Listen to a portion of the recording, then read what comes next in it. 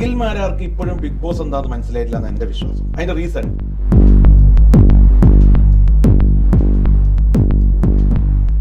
ഏഷ്യാനെറ്റിലൂടെ വളർന്നു വന്ന ഒരു കുട്ടി ആയതുകൊണ്ടായിരിക്കാം, അല്ലെങ്കിൽ എന്നെ ഒരുപക്ഷെ ആൾക്കാർക്ക് അറിയാവുന്നതുകൊണ്ടായിരിക്കാം എനിക്കിതുവരെ അങ്ങനത്തെ രീതിയിലൊരു മെസ്സേജ്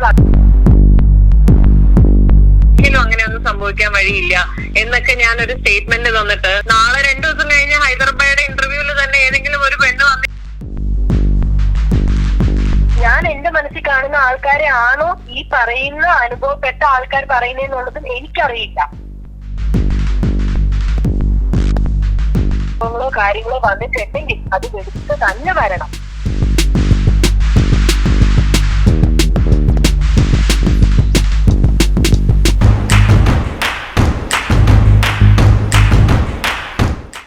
ഡിജിറ്റൽ കാര്യങ്ങൾ ചൂസ് ചെയ്യുമ്പോൾ go with the experts. Oxygen digital expert. നമസ്കാരം. ബിഗ് ബോസ് സീസണുമായി ബന്ധപ്പെട്ട് വലിയ രീതിയിലുള്ള ഒരു പ്രശ്നങ്ങളാണ് ഇപ്പോൾ നടക്കുന്നത്. ബിഗ് ബോസിന് അകത്തിലും ഉള്ള പ്രശ്നത്തിനേക്കാളും വലുത് ഇപ്പോൾ പുറത്തുള്ളതാണ് ചർച്ച. അഖിൽമാരാരാണ് അതിനൊരു തീ കൊളുത്തിയത്. ബിഗ് ബോസ് സീസണിൽ പങ്കെടുത്ത സ്ത്രീകളെ ഏഷ്യാനെറ്റിൻ്റെ തലപ്പത്തുള്ള 2 പേര് പീഡിപ്പിച്ചു, പീഡനത്തിന് ഇരയാക്കി എന്നൊക്കെയാണ് അഖിൽമാരാർ പറഞ്ഞത്. പക്ഷേ അഖിൽമാരാരുടെ ഇൻ്റർവ്യൂ ഞാൻ എടുത്തു കഴിഞ്ഞപ്പോൾ പല തെളിവുകളും ഞാൻ ആവശ്യപ്പെട്ടെങ്കിൽ അഖിൽമാരാർ തെളിവുകൾ പറയാൻ തയ്യാറായില്ല.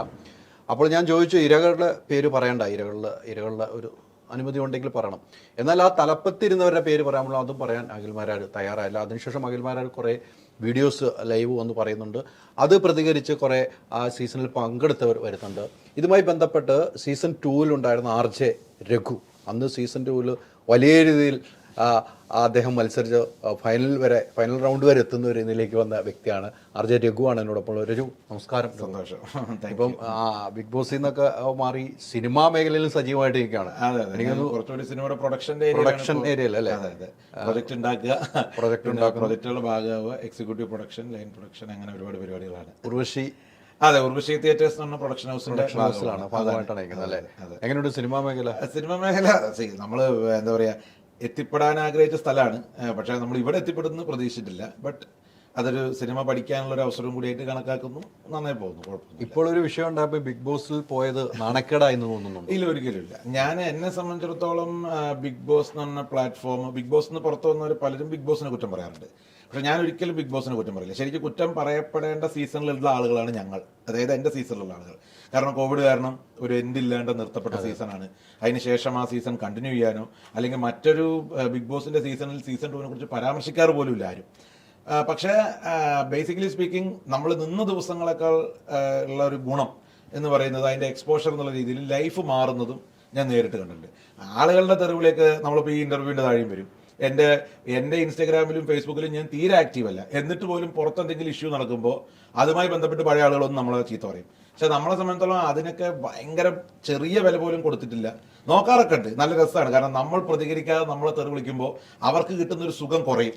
നമ്മളൊരാളെ സുഖം കുറയ്ക്കുമ്പോൾ ഒരു സന്തോഷം ഉണ്ടല്ലോ, ആ സന്തോഷമുണ്ട്. അല്ലാതെ ബിഗ് ബോസിന് ഒരു കാരണവശാലും ഞാൻ കുറ്റം പറയില്ല. ഈ ഷോ എന്തുമാത്രം വലുതാണെന്നും ഇത് പുറത്തുനിന്ന് കാണുന്ന പലരും ഇതിനെ കുറ്റം പറയും, ഞാനിതിലൊന്നും പങ്കെടുക്കില്ല എന്ന് പറയും.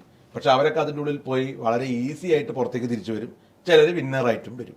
ഇതേ ഇതിൻ്റെ വ്യത്യാസമുള്ളൂ. പിന്നെ ഞാൻ ബിഗ് ബോസിനെ എൻ്റെ ഒരു കാലത്തും എനിക്ക് കുറ്റം പറയാൻ പറ്റില്ല. And I am also treated well എന്നതാണ് എനിക്ക് ബിഗ് ബോസിനെ കുറിച്ച് പറയാനുള്ള അഭിപ്രായം. ശരി, ഈ അഖിൽമാരാർ ഇപ്പോൾ പറഞ്ഞ വളരെ പ്രസക്തമായ കാര്യമാണ് അല്ലേ? അഖിൽമാരാർ പറഞ്ഞ കാര്യങ്ങൾ പ്രസക്തമാണ്, അത് പറയാതിരിക്കാനും വയ്യ. അതിൽ അഖിൽമാരാർ പറഞ്ഞത് അതിൽ പ്രവേശിക്കണമെങ്കിൽ സ്ത്രീകൾ അഡ്ജസ്റ്റ്മെൻറ്റിന് തയ്യാറാകണം.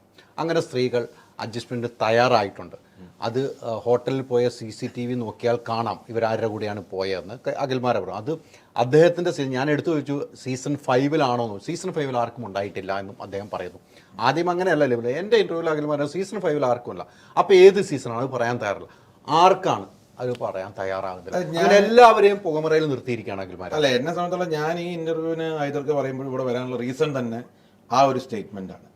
അതായത് ഈ അഖിൽമാരാർ എന്ന് പറഞ്ഞ ആളായിട്ട് എനിക്ക് പേഴ്സണലി ഒരു ബന്ധമില്ല. ഞാൻ അദ്ദേഹത്തെ ഇയാൾ വിന്നറായ ശേഷം ഒരു പ്രാവശ്യം കൊച്ചിയിൽ ഒരു ഹോട്ടലിൽ നിന്ന് പ്രാവശ്യം കണ്ടിട്ടുണ്ട്. അദ്ദേഹത്തിന് തിരിച്ചറിയാൻ പോലും പറ്റിയില്ല, കാരണം ഞാൻ അത്ര പോപ്പുലറും അല്ല. പക്ഷേ ഇദ്ദേഹം പറഞ്ഞൊരു സ്റ്റേറ്റ്മെന്റിൽ ഏറ്റവും വലിയ അപാകത, ഇപ്പോൾ നമ്മളൊരാളൊരു വിസിൽ ബ്ലോവർ ആയിട്ട് വരുമ്പോൾ വിസിൽ ബ്ലോവർ എന്ന് പറയുന്ന ആളുടെ ഒരു കർത്തവ്യം എന്താണ്? അറ്റ്ലീസ്റ്റ് അതിൻ്റെ ഒരു സ്റ്റാർട്ടിംഗ് പോയിന്റ് ഇട്ട് കൊടുത്ത് പോലല്ല, അത് ആർക്കും പറ്റും. ഇപ്പോൾ നമ്മൾ രാഷ്ട്രീയത്തിൽ കണ്ടിട്ടില്ല എത്ര ആരോപണങ്ങൾ ആരൊക്കെ ഉന്നയിക്കുന്നു. ഞാൻ പറയുന്നത് അദ്ദേഹം ആ പേര് പറയണം, ആ ആൾക്കാരെ പേര് പറയണം, പീഡിപ്പിക്കപ്പെട്ട സ്ത്രീകളുടെ പേര് പറയണം എന്നൊന്നുമല്ല. പക്ഷെ പുള്ളി ഞാൻ ഈ ബിഗ് ബോസിലെ ഈ സീസൺ 6 ഇതുവരെ മുഴുവനായിട്ടല്ല പകുതിയായിട്ട് പോലും കാണാൻ പറ്റില്ല. ഞാൻ വിദേശത്തായിരുന്നു, എനിക്ക് അവിടെ അപ്രോച്ച് ചെയ്യാൻ ബുദ്ധിമുട്ടുണ്ടായിരുന്നു. ഈ സീസണിന്റെ ക്ലിപ്പുകൾ മാത്രമേ ഞാൻ കണ്ടിട്ടുള്ളൂ. ഈ സീസണിന്റെ ഞാൻ പിന്നീട് കാണുന്നത് ഫേസ്ബുക്കിലും സോഷ്യൽ മീഡിയയിലുള്ള സംഭവങ്ങളാണ്. പിന്നെ കാണുന്ന ഇദ്ദേഹത്തിന്റെ ലൈവുകളാണ്. അപ്പൊ ഇദ്ദേഹത്തിന്റെ ലൈവിൽ നിന്ന് എനിക്ക് ആദ്യഘട്ടത്തിൽ മനസ്സിലായത് ഇദ്ദേഹം ഉദ്ദേശിച്ചത് ചിലരെ തന്നെയാണ്. അത് ഞാൻ ന്യായീകരണത്തിന്റെ ഭാഗത്ത് വിടുന്നു. പക്ഷെ പുള്ളി ഈ സീസൺ 5 ആർക്കും പറ്റിയിട്ടില്ല, ബാക്കിയുള്ള ആളുകളാണെന്ന് പറയുന്നത് ഭയങ്കര മോശമാണ്. എനിക്ക് തോന്നുന്നു പുള്ളി എല്ലാ വീഡിയോയിലും ഇടയ്ക്കിടയ്ക്ക് പറയുന്നൊരു സാധനമുണ്ട്, എനിക്കാരും പേടിയില്ല എന്ന്. സത്യത്തിൽ പുള്ളിക്ക് ഉഗ്രം ഭയമുണ്ട്. പുള്ളി ആരെയോ പേടിക്കുന്നുണ്ട്. പുള്ളി എന്തിനാണ് സീസൺ 5 മാത്രം സംഭവിച്ചിട്ടില്ല, ബാക്കി സീസണുകളിൽ അത് സംഭവിച്ചിരിക്കാം എന്ന് പറയുന്നത് എന്തിനാന്ന് എനിക്കിപ്പോഴും മനസ്സിലായില്ല. എൻ്റെ സീസണിൽ ഞാൻ 2020 സീസൺ 2 ഉണ്ടായിരുന്ന ആളാണ്. എൻ്റെ സീസണിൽ ഇപ്പം എനിക്ക് എല്ലാ സ്ത്രീകളോടും പോയിട്ട് ചോദിക്കാൻ പറ്റില്ല, നിങ്ങൾ ഇങ്ങനെ പോയതാണോ. ഞാൻ ഇദ്ദേഹം ഇത് പറഞ്ഞ സമയത്ത് ഞാൻ വളരെ പേഴ്സണലി ബന്ധമുള്ള 1-2 ആളോട് ചോദിച്ചു. അവരെന്നോട് പറയുന്ന ഒരു സാധനം എന്ന് പറഞ്ഞാൽ അവർക്ക് ഇദ്ദേഹത്തിന്റെ ഈ ഒരു ലൈവിന് ശേഷം എത്രയോ ആളുകൾ അവർക്ക് മെസ്സേജ് അയക്കുകയാണ്, നീ മറ്റേ ചെയ്തിട്ടാണോ ഇതിലേക്ക് പോയത്, നീ മറ്റേ ഇത് ചെയ്തിട്ടാണോ ഇതിലേക്ക് പോയത്. നിങ്ങളൊന്ന് ആലോചിച്ച് നോക്കൂ, ഒരു ബിഗ് ബോസ് പോലത്തെ ഒരു ഷോ കഴിഞ്ഞ് ഒരാൾ പുറത്തേക്ക് ഇറങ്ങി വരുന്നത് പലതരം ട്രോമകളായിരിക്കും. വിന്നർക്ക് ആ ആവേശം മാത്രമേ ഉള്ളൂ, വിന്നർ ആവാൻ ശ്രമിച്ചാക്കും ആ ആവേശമുണ്ട്. അതിന് താഴെ ഒരുപാട് ആൾക്കാരുണ്ട്. ഈ ആളുകളുടെയൊക്കെ റിലേഷൻഷിപ്പ് തന്നെ പലപ്പോഴും ബ്രേക്ക് ആവാറുണ്ട്. ഒരു ബിഗ് ബോസ് സീസൺ കഴിഞ്ഞ് പുറത്തേക്ക് വരുന്ന ആൾക്ക് അവരുടെ ഫാമിലി ആയിട്ട് ഇഷ്യൂസ് ഉണ്ടാവാറുണ്ട്, അവരുടെ കാമുകന്മാരെ അവർ ഉപേക്ഷിക്കാറുണ്ട്, അല്ലെങ്കിൽ അവർ കല്യാണം കഴിക്കാൻ പോകുന്ന കല്യാണം മാറാറുണ്ട്. ഇങ്ങനെയൊക്കെയുള്ള ആളുകളുടെ ഇടയിലേക്കാണ് ഇദ്ദേഹം ഇത് ആവശ്യമുണ്ടോയെന്ന് വെച്ചാൽ ഇതിന്റെ റെലവൻസ് എന്താണെന്ന് എനിക്ക് മനസ്സിലാവില്ല. ഇദ്ദേഹം ഈ ഒരു തീപ്പൊരി ഇട്ടത് ഒരു 3-4 വർഷങ്ങൾക്ക് ശേഷം മറക്കാൻ ആഗ്രഹിക്കുന്ന പല കാര്യങ്ങളും, പ്രത്യേകിച്ച് സ്ത്രീകൾക്ക് അത് വീണ്ടും, അതായത് ഇപ്പം ഞാൻ പറയുന്നത് ഏഷ്യാനെറ്റുമായിട്ട് അടുത്ത് ബന്ധമുള്ള ഒരു സ്ത്രീ ഇപ്പം നേരിടേണ്ട ചോദ്യം എന്താ, അവർ നേരിട്ടുകൊണ്ടിരിക്കുന്ന ചോദ്യം എന്തായിരിക്കും. ഞാൻ ചോദിക്കുന്നത്, ഞാൻ ഒരു സ്ത്രീപക്ഷവാദിയാണെന്ന് ഞാൻ ക്യാമറയുടെ മുമ്പിൽ നിന്ന് പറയേണ്ട കാര്യമില്ല, എൻ്റെ പ്രവൃത്തികൾ അത് കണ്ടാൽ മതി അല്ലേ. ഞാൻ ചോദിക്കുന്ന ഒരു സ്ത്രീ എന്ന് പറയുന്ന ഒരു സത്വത്തെ, അങ്ങനത്തെ ആളുകളെ, സ്ത്രീ ജെൻഡറിൽപ്പെട്ട ആളുകളെ മൊത്തത്തിൽ ആളുകൾ ഒരു ഉയരത്തിലെത്തുമ്പോൾ എപ്പോഴും പറയുന്ന ഡയലോഗുകളിൽ ഒന്നാണ് ഈ പറയുന്ന സാധനം, കാസ്റ്റിംഗ് കൗച്ച്, അല്ലെങ്കിൽ നീ മറ്റേ ചെയ്തിട്ടല്ലേ പോയത്. ഇത്തരം ഒരു സംഭവത്തിന് ആക്കം കൂട്ടുന്ന ഒരു പ്രവൃത്തിയാണ് പുള്ളി ചെയ്തത്. പുള്ളിക്ക് അതിൽ ടാർഗറ്റ് ഉണ്ടെന്ന് ഞാൻ ഉറച്ചു വിശ്വസിക്കുന്നു. പക്ഷെ പുള്ളിക്ക് ഇടയ്ക്ക് വെച്ച് ആ ടാർഗറ്റിനൊന്ന് മയപ്പെടുത്താൻ പുള്ളി തീരുമാനിച്ചു.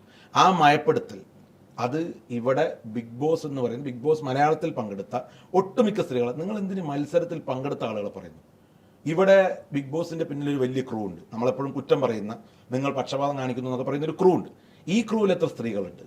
ഈ സീസണിലല്ലാതെ ഇതിന് മുമ്പ് വർക്ക് ചെയ്ത സീസണിലെ പല ആളുകളായിട്ട് നമുക്ക് പരിചയമുണ്ട്. ഞാൻ ഈ ഇഷ്യൂ ഉണ്ടായ സമയത്ത് എൻ്റെ ഭാഗത്തുനിന്ന് ഒരു കുഞ്ഞന്വേഷണം നടത്തി. വലിയ CBI ഇൻവെസ്റ്റിഗേഷൻ ഒന്നുമല്ല, ഇത് എവിടെയെങ്കിലും ഒന്ന് മനസ്സിലാക്കണമല്ലോ. അപ്പോൾ അതിലൊരു പെൺകുട്ടി, മുമ്പത്തെ സീസണിൽ ഉണ്ടായിരുന്ന അവിടെ സ്റ്റാഫായിരുന്ന ഒരു പെൺകുട്ടി പറയുന്നത്, അവരെ വീട്ടിൽ നിന്ന് ചോദിച്ച ചോദ്യം എന്താ അറിയോ, ഇത്രയും ആളുകൾ കാണുന്ന ഷോയിനെ കുറിച്ച് ഇങ്ങനെ ഒരു അഭിപ്രായം ഉണ്ടെങ്കിൽ ഇതിന്റെ പിന്നിൽ നീയൊക്കെ എന്തൊക്കെ അനുഭവിച്ചിട്ടുണ്ടാവും. അപ്പോൾ നിങ്ങൾ ആലോചിക്കേണ്ടത്, ഇപ്പോൾ അഖിൽമാരാർ ഹൈദർക്കാരുടെ ഇന്റർവ്യൂ തന്നെ പറഞ്ഞത്, കാസ്റ്റിംഗ് കൗച്ച് എന്ന് സിനിമയെ പറഞ്ഞാൽ KPC ലളിത മുതൽ ഇങ്ങോട്ടുള്ള എത്ര സ്ത്രീകളുണ്ട്, അപ്പോൾ അവരെയൊക്കെയാണ് പറയുന്നത്. അല്ല, ശരിയാണ്. പക്ഷേ സിനിമ ഇൻഡസ്ട്രിയിലുള്ള നായിക നടിമാർ, പിന്നെ ക്യാരക്ടർ റോൾ ചെയ്യുന്ന നടിമാർ, അങ്ങനത്തെ ആളുകൾ നമ്മൾ എണ്ണത്തിൽ നമുക്ക് തികയാത്തത്ര ആളുകൾ. ബിഗ് ബോസ് എന്ന് പറയുന്ന ഷോ ഇപ്പം നടന്നുകൊണ്ടിരിക്കുന്ന ഷോ അടക്കം 6 സീസൺ ആയിട്ടുള്ളൂ മലയാളത്തിൽ. നിങ്ങളൊന്ന് പറ, 150 മുതൽ 200 വരെ മത്സരാർത്ഥികൾ അതിൽ പങ്കെടുത്തിട്ടുണ്ട്. ഒരു 60% സ്ത്രീകൾ ആണോ? 100 സ്ത്രീകൾ എന്ന് വെച്ചോ, ഈ 100 സ്ത്രീകളല്ലേ ചോദിക്കാനുള്ളൂ? തീർച്ചയായും ആണോ അല്ലേ? എന്റെ വാദം അവിടെയാണ്. അദ്ദേഹത്തിന്റെ ഏറ്റവും വലിയ പ്രത്യേകത ഞാൻ മനസ്സിലാക്കുന്നത്, അദ്ദേഹം ശരിക്കും കുറച്ചുകൂടി പറഞ്ഞ്, ഞാൻ അദ്ദേഹത്തിന്റെ ഈ ഒരു ലൈവ് ശേഷമാണ് പിന്നെ പുള്ളിയെ കൂടുതൽ കാണാൻ തുടങ്ങുന്നത്. പുള്ളി പറയുന്ന കേട്ടാൽ നവംബർ 1-ാം തീയതി ഈ മഴ എറിഞ്ഞത് പുള്ളിയാന്ന് പറയും കേരളം ഉണ്ടാക്കാൻ. കാരണം പുള്ളി പരശുരാമനേക്കാൾ വലിയ ആളാണെന്ന് പുള്ളി പറഞ്ഞു വരുന്നത്. കാരണം പുള്ളിയാണ് എല്ലാം ബിഗ് ബോസിനെ കുറിച്ച്, പുള്ളി തന്നെ പുള്ളിയുടെ സീസണെ കുറിച്ച് വാചാലനാവുന്നു. എനിക്കിന്നും മനസ്സിലായില്ല നാർസിസത്തിന്റെ ഏത് രൂപത്തിലാണ് പുള്ളി പെരുമാറുന്നതുള്ളത്. ഇപ്പൊ ഞാൻ പറയാം, എന്റെ സീസണിലും ഒരു രാജാവ് ഉണ്ടായിരുന്നു. തൊട്ടപ്പുറത്തെ സീസണിൽ രാജാവ് ആവാൻ നോക്കി, അയാൾക്ക് ആവാൻ പറ്റിയില്ല. അഖിൽമാരാർ അതിന്റെ ഉള്ളിൽ നിന്ന് രാജാവായിട്ട് പുറത്തിറങ്ങുന്നു. അദ്ദേഹം പറഞ്ഞ ഏറ്റവും വലിയ സ്റ്റേറ്റ്മെന്റ് എന്താ, ഞാനത് ആദ്യം തമാശ രൂപത്തിൽ തള്ളിക്കളഞ്ഞതാണ്. പുള്ളിയുടെ നിലപാടില്ലായ്മയുടെ പ്രശ്നം. പുള്ളി ബിഗ് ബോസിലേക്ക് വരുന്നതിന് മുമ്പ് എനിക്ക് തോന്നുന്നു ഏതോ ഒരു സിനിമ റിവ്യൂ, എനിക്ക് തോന്നുന്നു അശ്വന്ത് കോക്കുന്ന അയാളാണ് പറഞ്ഞത്, ഇയാൾ വിവാദം ഉണ്ടാക്കുന്നത് ഇയാൾ ബിഗ് ബോസ് കയറാൻ വേണ്ടിയിട്ടാണ്. നമ്മൾ വിചാരിച്ചു ഓക്കെ, അത് സ്വാഭാവികം. പുള്ളി ഏതോ ഒരു ഇന്റർവ്യൂവിൽ പറഞ്ഞു, ഇവിടുത്തെ കൊച്ചിയിലെ പ്രശസ്തമായ ഒരു മാളിന്റെ മുമ്പിൽ മുണ്ടുപോക്കി കാണിക്കുന്നതാണ് ബിഗ് ബോസ് പോകുന്നതിനേക്കാൾ നല്ലത്. ഞാൻ ആ സ്റ്റേറ്റ്മെന്റിനെ പൊളിറ്റിക്കൽ കറക്റ്റ്നസ് ഒന്നായിട്ട് കണക്ട് ചെയ്യുന്നില്ല, ഒരു തമാശയായില്ല. ഇതേ ആള് ഈ പറയുന്ന ഏഷ്യാനെറ്റിൽ ഇദ്ദേഹം ആരോപണം പലർക്കെതിരെ ഉന്നയിക്കുന്നുണ്ട്. എനിക്കറിയില്ല അത് ആരാന്ന്, സത്യമായിട്ട് അറിയില്ല. ഈ ആളുകളും ഇതുമായി അനുബന്ധിച്ച് ഇഷ്ടം പോലെ ആളുകളെയും വിളിച്ച് എന്നെ ഒന്നാം സീസണിൽ കയറ്റുമെന്ന് റിക്വസ്റ്റ് ചെയ്തിട്ടുണ്ട്. ഇത് എൻ്റെ സ്റ്റേറ്റ്മെന്റ് ആണ്, എനിക്ക് അറിയാവുന്ന കാര്യം ഞാൻ പറയുന്നത്. ഇദ്ദേഹം അതിൻ്റെ ഉള്ളിൽ കയറുന്നു. പിന്നീട് ഇദ്ദേഹം ബിഗ് ബോസിൽ നിന്ന് വിജയിയായിട്ട് വരുന്നു. ഇയാൾക്കൊരു കോൺട്രാക്റ്റ് ഉണ്ട്. ഈ കോൺട്രാക്ട് ഈ അടുത്ത ദിവസമാണ് തീർന്നത്. അന്ന് മുതൽ ഇയാൾ ഇങ്ങനെ ആരോപണം ഉന്നയിക്കുന്നു. ഞാനിപ്പോഴും പറയുന്നത് അദ്ദേഹം കൊളുത്തിവിട്ട തീ സത്യത്തിൽ സമൂഹത്തിന് ആവശ്യമായ തന്നെയാണ്, അല്ലെ? ഏതൊരു ഇൻഡസ്ട്രിയിലായാലും ഇത്തരം ഒരു പരിപാടി വെച്ച് ഉറപ്പിക്കാൻ പറ്റില്ല. നടക്കുന്നുണ്ട്. എന്തുകൊണ്ട് പരാതി വരില്ല വെച്ചാൽ പോയ ആളും വിളിച്ച ആളും പരാതിക്കാരിൽ പെടുന്നില്ല, അതുകൊണ്ടാണ്. പക്ഷെ അതൊരു മോശം പ്രവണതയാണ്. നിങ്ങളൊരു ചൂഷണത്തിനിരയാക്കുകയാണ് സ്ത്രീകളെ, യാതൊരു സംശയമില്ല. പക്ഷേ ഇദ്ദേഹത്തിന്റെ ഇന്റൻഷൻ എന്താണെന്നാണ് എൻ്റെ പ്രശ്നം. ഒരു തോക്കൊരാൾക്ക് നേരെ ചൂണ്ടുമ്പോൾ ആ തോക്കിന്റെ കാഞ്ചി വലിക്കുമ്പോൾ ഉന്നം തെറ്റിക്കോട്ടെ, ഇപ്പൊ ഞാൻ പറയുന്നതിൽ തെറ്റുണ്ടാവും. ചിലപ്പോൾ നാളെ മറ്റൊരാൾ, ചിലപ്പോൾ ഇതിൽ പങ്കെടുത്ത ഒരു സ്ത്രീ വന്ന് പറയും എന്നെ പീഡിപ്പിച്ചു എന്ന് പറഞ്ഞാൽ ഞാൻ ഒരിക്കലും പറയില്ല അത് തെറ്റാന്ന്, ആയിരിക്കാം. പക്ഷെ ഞാൻ ചോദിക്കുന്നത്, നിങ്ങൾ ഈ പോയിന്റ് മാത്രം ചെയ്ത് ഞാൻ ഇപ്പോൾ വെക്കും ടപേന്ന് സൗണ്ട് ഉണ്ടാക്കേണ്ട കാര്യമില്ല. പുള്ളി അത് മാത്രമേ ചെയ്യുന്നുള്ളൂ. പുള്ളിക്ക് അത്ര ധൈര്യമുണ്ടെങ്കിൽ ഞാൻ ചോദിക്കട്ടെ, പുള്ളി താങ്കളുടെ, അതായത് ഹൈദർക്കട ഇന്റർവ്യൂവിൽ ഈ ബിഗ് ബോസുമായി ബന്ധപ്പെട്ട് വലിയ ആളുകളൊക്കെ പുള്ളി കുറ്റം പറയുന്നു. പുള്ളി ലാലേട്ടന്റെ സൈഡ് വരുമ്പോൾ എന്തുകൊണ്ടാണ് സോഫ്റ്റ് ആവുന്നത്? ഞാൻ ഇന്നും വിശ്വസിക്കുന്നു മലയാളത്തിന്റെ മഹാനനായ മോഹൻലാലിനെ ബിഗ് ബോസുമായി ബന്ധപ്പെട്ട് നിങ്ങൾക്ക് ആർക്കും കുറ്റപ്പെടുത്താൻ പറ്റില്ല. അയാളൊരു ഹോസ്റ്റാണ്. പക്ഷെ പുള്ളി മോഹൻലാലിനെ കുറ്റം പറയാത്തതിന്റെ പേടി എന്താ അറിയോ? പുള്ളിക്ക് അവിടെ പേടിയാ. കാരണം പുള്ളി ഇൻഡസ്ട്രി നിൽക്കുന്ന ആളാണ്. പുള്ളിക്ക് ഇനി ഏഷ്യാനെറ്റിനെ കൊണ്ടോ അല്ലെങ്കിൽ അതിന്റെ മുകളിലത്തെ ആൾക്കാരെ കൊണ്ടോ പുള്ളിക്ക് ആവശ്യം ഉണ്ടാവില്ല. പുള്ളി ഇപ്പൊ ഞാൻ ഈ പറയുന്നതിന് പ്രതികരണ വീഡിയോ ആയിട്ട് വരികയായിരിക്കാം. എന്നെ സംബന്ധിച്ചിടത്തോളം എനിക്കത് വിഷയമുള്ള കാര്യമല്ല. അല്ല, അവിടെയൊക്കെ ഒരു ചോദ്യമുണ്ട്. ഇപ്പം രഘു പറഞ്ഞതെന്ന് എൻ്റെ ഒരു സംശയപ്പോഴാണ്. ഓക്കെ, അഖിൽമാരാർ ഈ കാര്യങ്ങളൊക്കെ പറഞ്ഞു. അഖിൽമാരോട് പറയുന്നത് സത്യം വേണ്ടി തെളിയിക്കപ്പെടണം, അതൊരിക്കലും വെച്ച് ഉറപ്പിക്കാൻ കഴിയില്ല. എന്തുകൊണ്ട് ഇത്രയും വലിയ ഗുരുതരമായ ആരോപണം അഖിൽമാരാർ ഏഷ്യാനെറ്റ് എന്ന് പറഞ്ഞ ഏറ്റവും വലിയൊരു സ്ഥാപനത്തിന് എതിരെ പറയുമ്പോൾ ഏഷ്യാനെറ്റ് എന്തിനാണ് ഒരു നിയമപരമായിട്ട് മുന്നോട്ട് പോകാത്തത്? അല്ല, എനിക്ക് എന്നെ സംബന്ധിച്ചോളം ഞാൻ മനസ്സിലാക്കിയ ഒരു കാര്യം, ഏഷ്യാനെറ്റിന്റെ ഭാഗം സംസാരിക്കാനല്ല ഞാൻ വന്നിരിക്കുന്നത്. അല്ല, നമ്മുടെ ഒരു ഡൗട്ടാണ്. ഇത് സ്വാഭാവികമായിട്ടുള്ള സംശയമാണ്. അവർ മാനനഷ്ടത്തിന് കേസ് കൊടുക്കുമോ ഇല്ലേ എന്നുള്ളത്. ഇനി ഒരു മൂവി ഉണ്ടോ ഇല്ലേന്ന് അറിയില്ല. ഇതിൽ ഏറ്റവും വലിയൊരു കാര്യം ഞാൻ മനസ്സിലാക്കുന്നത്, ബിഗ് ബോസ് എന്ന് പറയുന്ന ഷോ എന്താണെന്ന് മനസ്സിലാക്കാത്ത വിന്നർമാർ ഇവിടെ ഇഷ്ടം പോലെ. ഞാൻ ഉദാഹരണത്തിന് സാബു ഏട്ടനെ പറയും. സാബു ഏട്ടൻ ബിഗ് ബോസ് എന്താണെന്ന് അറിയാതെ പോയി ബിഗ് ബോസ് എന്താണെന്ന് മനസ്സിലാക്കി വന്ന അല്ലേ? അതിനുശേഷം വന്ന വിന്നർമാരെന്ന് പറയുന്നതിൽ എനിക്കൊന്ന് മണിക്കുട്ടൻ, അദ്ദേഹവും അത് മനസ്സിലാക്കിയിട്ടുണ്ട്. ദിൽഷ, അവരും അത് മനസ്സിലാക്കിയിട്ടുണ്ടാവും. അഖിൽമാരാർക്ക് ഇപ്പോഴും ബിഗ് ബോസ് എന്താണെന്ന് മനസ്സിലായിട്ടില്ല എന്ന് എൻ്റെ വിശ്വാസം. അതിന്റെ റീസൺ, ഈ ഷോ ഒരു മിസ്റ്ററിയുള്ള ഷോ ആണ്. ആണോ അല്ലേ? എല്ലാവരുടെയും ദുരൂഹതകളാണ്. നിങ്ങൾ ആ ബിഗ് ബോസ് ഷോയിലേക്ക് എൻട്രി ചെയ്യുന്നത് എങ്ങനെയാണ്? കാരവനിൽ രാവിലെ 8 മണി മുതൽ ഞാൻ വെയിറ്റ് ചെയ്യാണ് ഷോയിന്റെ ഉള്ളിലേക്ക് കയറാൻ. എന്നെ കാരവനിൽ നിന്ന് ആ ഷോയിന്റെ ഉള്ളിലേക്ക് അകത്തേക്ക് എന്നെ കണ്ടസ്റ്റന്റ് എന്നാണ് കയറ്റി വിടുന്നത് രാത്രി 9:30 മണിക്കാണ്. എന്താ അവിടെ നടക്കുന്നത് എനിക്കറിയില്ല. മോഹൻലാൽ എന്ന് പറയുന്ന മഹാനടന്റെ മുന്നിലേക്ക് നമ്മളെ കൊണ്ടുപോകുന്നു. അത് കഴിഞ്ഞ് ഹൗസിന്റെ ഉള്ളിലേക്കുള്ള ഡോർ കൂടി പുറത്തേക്ക് പോകുന്നു. എന്നിട്ടൊരു കാറിലിരുത്തുന്നു 2 മണിക്കൂർ. ഒരു സിഗരറ്റ് വന്ന് വലിക്കണമെന്ന് ചോദിച്ചു. ഞാൻ വലിക്കാന്ന് പറഞ്ഞു. കണ്ണ് കെട്ടിയിട്ടുണ്ട്. പിന്നെ കാർ ഇങ്ങനെ കറക്കി, എന്നിട്ട് ഒരു ഡോറിന് മുന്നിൽ ഇറക്കി വീട്ടിൻ്റെ ഉള്ളിൽ കയറ്റി. ഞാൻ പിന്നീട് ആ ഷോ നിർത്തി പുറത്തിറങ്ങുമ്പോഴാണ് കണ്ടത് മോഹൻലാൽ എന്ന് പറയുന്ന ആളുടെ, അദ്ദേഹം അവതരിപ്പിക്കുന്ന സ്റ്റേജ് തൊട്ടപ്പുറത്താ, ഈ ഹൗസ് തൊട്ടപ്പുറത്താ. നമ്മളെ കൺഫ്യൂസിങ് ആക്കുകയാണ്. ഇതാണ് ആ ഷോ. നിങ്ങൾ കയറുന്നത് മുതൽ നിങ്ങൾ മിസ്റ്ററിയിലേക്കാണ് കയറിക്കൊണ്ടിരിക്കുന്നത്. ഇതേ മിസ്റ്ററി അതിന്റെ പിന്നിലുണ്ട്. ഇതേ മിസ്റ്ററി അഖിൽമാരാർ പറഞ്ഞതിലുണ്ട്. ഈ ഷോ ടോട്ടലി ഒരു മിസ്റ്ററിയാണ്. ലോകത്തെല്ലാവരുടെയും ഈ ഷോ നടക്കുന്ന സ്ഥലത്ത് ഇതേപോലത്തെ വിവാദങ്ങളുണ്ട്. നമ്മുടെ അവിടുത്തെ അത്ര തറ വിവാദങ്ങളില്ല, നല്ല വിവാദങ്ങളുണ്ട്, അല്ലെ? അപ്പോൾ ചാനൽ ഇതുമായിട്ട് ബന്ധപ്പെട്ടൊരു കേസിനോ ഒരു സ്ട്രൈക്കിനോ പോകുന്നുണ്ടോ എന്നുള്ളത് നമുക്കറിയില്ല. ചാനൽ ഇതൊരു വലിയ കോർപ്പറേറ്റ് കമ്പനിയാണ്. ഇപ്പൊ ഡിസ്നിയാണ് ഈ സാഹചര്യങ്ങളൊക്കെ നോക്കുന്നത്. സ്വാഭാവികമായിട്ട് അവർക്ക് അന്വേഷണങ്ങൾ ഉണ്ടാവും, അല്ലെങ്കിൽ അവരിത് അറിഞ്ഞിട്ടുണ്ടാവും. ഇങ്ങനെ നടന്നിട്ടുണ്ടെങ്കിൽ ഉണ്ടാവാം, ഇല്ലാതിരിക്കാം. പക്ഷെ എനിക്ക് ആ ഒരു കാര്യത്തിൽ എനിക്ക് കൃത്യമായിട്ടില്ല. ചാനൽ അതിനൊരു അന്വേഷണം ആവശ്യപ്പെടണം എന്നാണ് എൻ്റെ ഒരു പേഴ്സണൽ ആഗ്രഹം.